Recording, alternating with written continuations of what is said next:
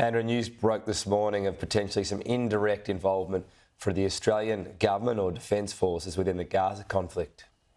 And will this happen, though? This morning, The Australian broke this request from the US Defence Force to the Australian Defence Force to send a naval ship to the Red Sea. It's interesting in the context of the actions by the Albanese government yesterday in calling for an immediate ceasefire in Gaza, and in that respect, they've differed from the US position on the war.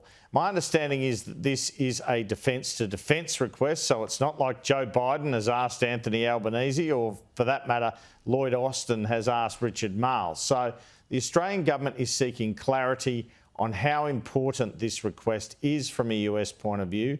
From the Australian government's point of view, the more pressing issue today is this legislation allowing the AUKUS nuclear submarines deal to go ahead, going through the US Congress. And that's happening today and this evening, our time. The bill's already been through the Senate.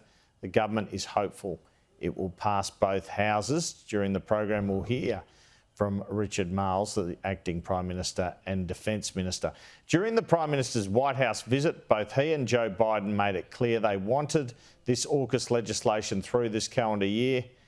I guess one element of the AUKUS deal this latest story highlights is how beholden will our submarines be to US requests for action once we get them.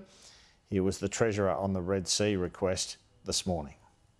We already participate in maritime security in that part of the world. Obviously, that is a difficult part of the world. As I understand it, there has been some kind of request conveyed to the government. The Defence Minister, Richard Marles, will consider that in the usual way.